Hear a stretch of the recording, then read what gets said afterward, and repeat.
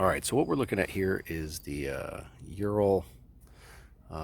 This is a patrol, but gear ups, any of the two-wheel drive models. The Sidecar's drive shaft. All right, so it connects between there and there with the U-joint to the drive shaft. My drive shaft was bent.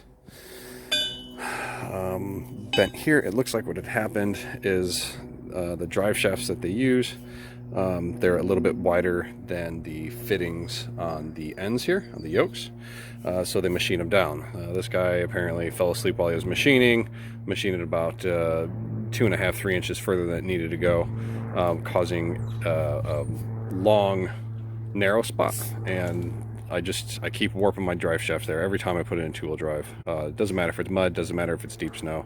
Every single time I use the two-wheel drive. This is the third time now that I fixed this. So I cut the welds, reused the yokes, or the yoke on that end and the spline on this end, reuse those. All right, so here's the cut is done. So this is a nice little plug from the spline shaft side for the little expanding joint closest to the final drive, the shaft itself, and then the sidecar wheel side. So I'm gonna pull these old corroded U-joints out, and I'm gonna press out that center, clean this up a little bit more like I did that one. All right, so I got my new drive shaft in. I got this online. It was only like $21 for the drive shaft. It was like another $20 for shipping. But either way, I'm only about $50 in. The drive shaft size for the yoke. So this is the old Ural drive shaft. The old yokes, I cut those welds off of. With a new drive shaft, ordered it online. I'll put the details in the description. This is the old drive shaft. I cleaned them up, cut an edge and cleaned it up for you so you can kind of get an idea of the thickness comparison between the old and the new. Quite a bit thicker wall, enough to notice, but I don't think it's enough to, I mean, both of these are pretty hefty drive shafts, so the weight increase is negligible, I think.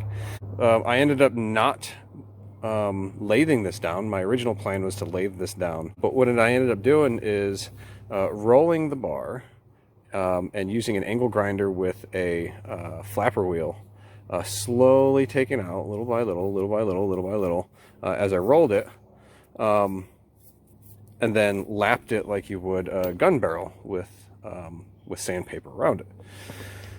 That eventually worked it down. I'd do it little by little until it just fit inside here. It's a tapped fit. Tamped it down slightly. I didn't beat the hell out of it. I got it to fit just snugly on both the spline end and the yoke end. And they fit beautifully. Rolled it across my workbench to check to make sure, especially that the spline end was straight and true.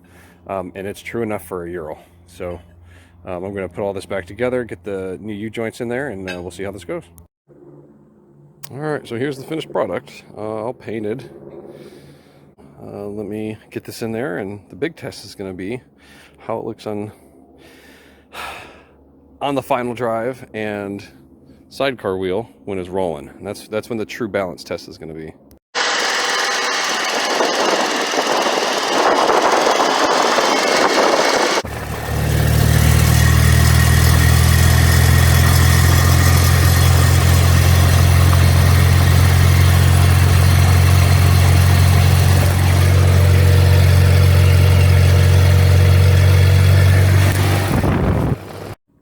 Alright, well, so that's it for the project. Knowing that it's been bent, it is very possible that there's a bend somewhere between here and here, possibly in the center spline, somewhere in maybe the shaft itself.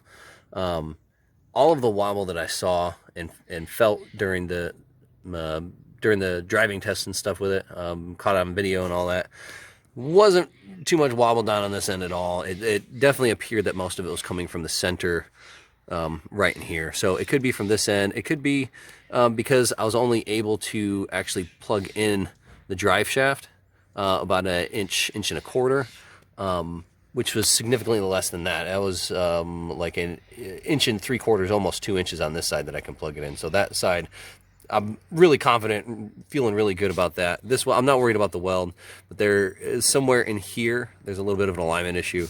But again, even when this was new, even other Urals that I've seen that are newer, any of the two-wheel drives, I don't think that I've ever seen one, other than occasionally in a YouTube video, which are mostly brand new. I don't think I've ever seen one of these that didn't have just a little bit of a wobble. And again, this is a far cry from what it was before I was actually making contact between here